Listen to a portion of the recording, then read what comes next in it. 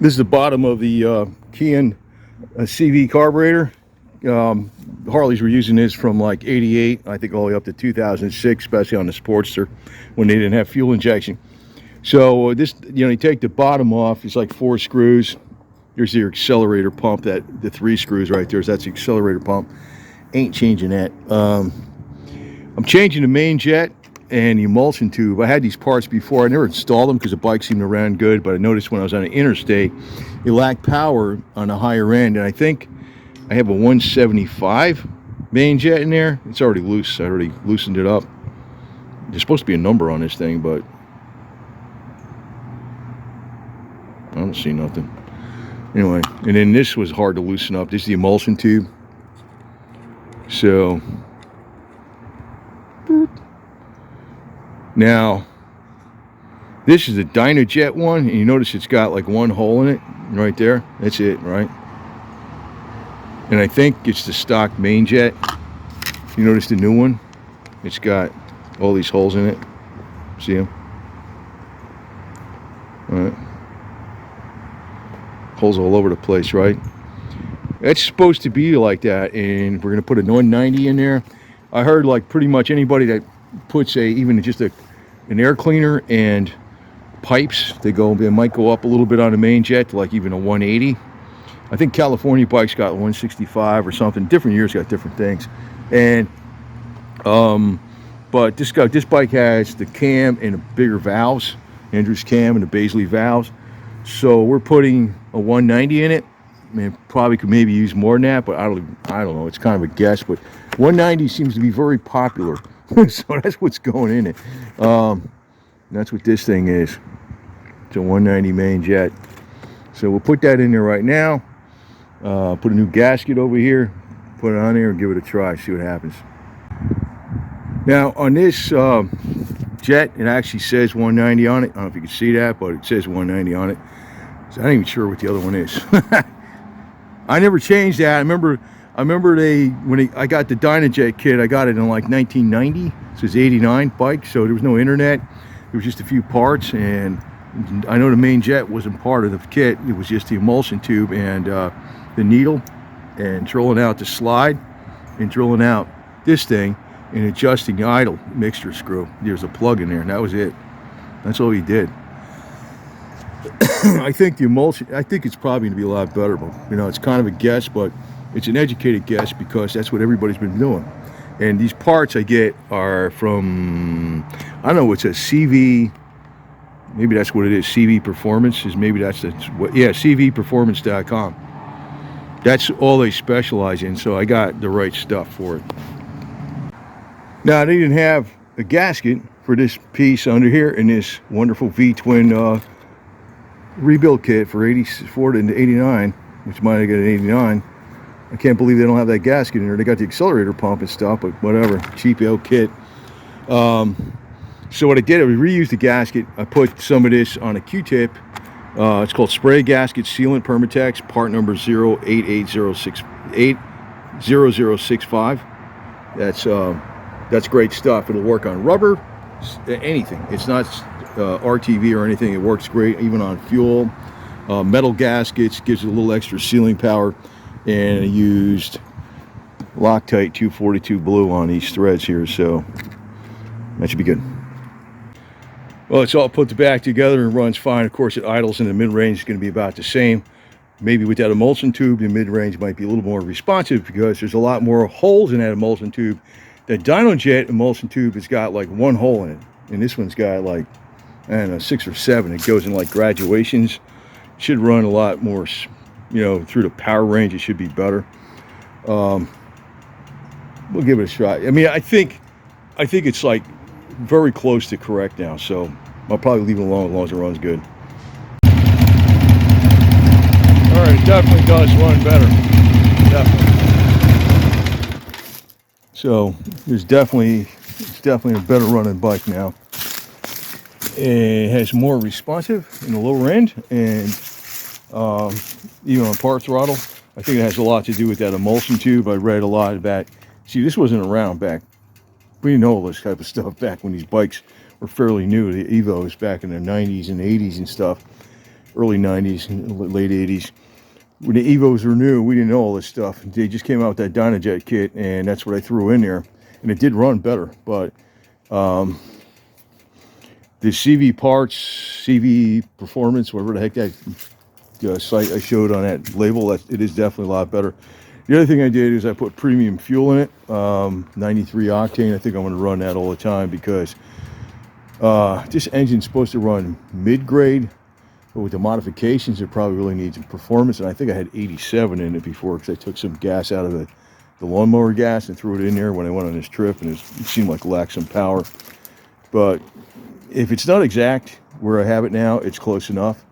Maybe you can go to a 200 Main Jet, but if you go up on higher elevations, you know, you might have a problem. So it's close enough. It's close enough. It does run very good. It seems like it's like fuel injection.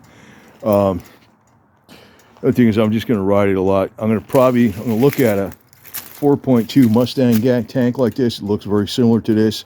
This is 3.8. That's what I was read when it was new. I hope I don't have to, you know, I might have to go up 1 more inch on the risers. I don't know, but maybe not. Maybe not, because it could sit a little bit lower and wider. I don't know. Or a little longer. It's only 4/10 of a gallon bigger, but this way I can put this tank on the other bike. The other bike I'd have to change the handlebars. You know, but that's not expensive, and I think I can get away with not getting any cables or the brake line. I might be able to stretch that a little further. So it's good. But if I remember right, this is what I was trying to think of something I was going to say.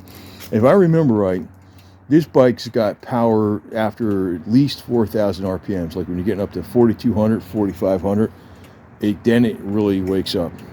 Like 4,500 to 6,500.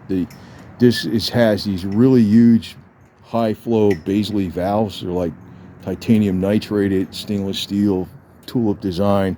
It's got the springs in it, the triple RevTech springs, and the Andrews cam. So, and it's had a little head work done to it too. So the whole power curve is a lot higher. But I don't like running it up that high because it's first off, I had the bike rebuilt in '92 because it was beating the heck out of it. And number two, even if you don't have to have the bike rebuilt, you wear out the tires, the chains, both the primary chain, the secondary chain, the clutches. I used to go through clutches like crazy. That's why I got a heavy-duty clutch spring in there, which is really a pain on when you're in stop-and-go traffic. But the heavy-duty clutch spring works better than Barnett clutches. You can use stock Harley clutches, and the heavy-duty clutch spring gives you more grip. But when you're running it hard, you just wear out more stuff, man. And it's like, I don't want it's just a waste of money. You just want to ride it around. Plus, it's more dangerous. So, but it seems this was an educated guess because I read a lot extensively that the emulsion tube from the Dynajet isn't really that great. There's other kits out there that are better, and the CV performance for that's a website they're just dedicated to Sportster, constant velocity, or Harley constant velocity key and carbs. Well, they got the right parts. That's where I got it from. And from the best of my knowledge, a 190 or 200 would be about right. I got a 190 in there, so maybe a 200's a little bit. I'm not gonna. The only way I could tell better is that if I put it on a, one of those. What do you call those things again? You know what I mean? Horsepower, to read the horsepower when, I forgot, I'm having a brain fart on this. But when you're having you put it on a dyno, right? You register the horsepower, and you got a sniffer and the exhaust registering what the air-fuel ratio is, if it's too rich or too lean and all this kind of garbage. Then you can really dial it in perfect. But it is very close, so good enough. Oh, the other thing I did is I got different plugs in it. It's got, I think they're called E-plugs or something. They're weird design, but they definitely ran better with that. So, good. Just leave it the hell alone. I hope I don't have to change these risers. But the next, I'm going to wait a couple months. I am going to probably next month get the handlebars for the other bike, because that would, if I can get those on here without changing any kind of cables or brake line, probably don't have to change the brake line. If I can get that on there, then this tank would fit on it, no problem. And that would give that 883 3.8 gallons. So I'm figuring 3.6 gallons at 50 miles per gallon. At 50 miles per gallon, that's going to run 180 miles before it gets into the reserve. Now, if I get a 4.2 gallon tank on this at 45 miles to the gallon, which I think is about 45, that would also give me 180 miles range before it hit the reserve. That's not super great, but that's not bad. That's not bad. If it ain't good enough to meet the standards, I ain't gonna mess. I ain't getting a bigger bike. No, I ain't doing that. The other thing is I want to do, possibly for a backup maybe later on, is get a spare engine and transmission, 5-speed. So say, for instance, this engine wears out or something screwed up with it, something major's got to get fixed on it. I could take the whole thing out of the frame, put this thing in here, and I'm good to go. But that's sort of like backup to the backup, fail safe, and all this other garbage. Having 2 bikes and a spare engine and trans is like about as much as I want to do. I'm not going to have 8 bikes, 10 bikes like some of these people do. But the Sportster, the only one I like besides the Sportster is like the Dyna or the Super Glide. The other ones are just too big, in my opinion. I don't know, maybe the Road King is the smallest electric glides or something, because the cops use that. But dude, when you're in a parking lot, those bikes suck.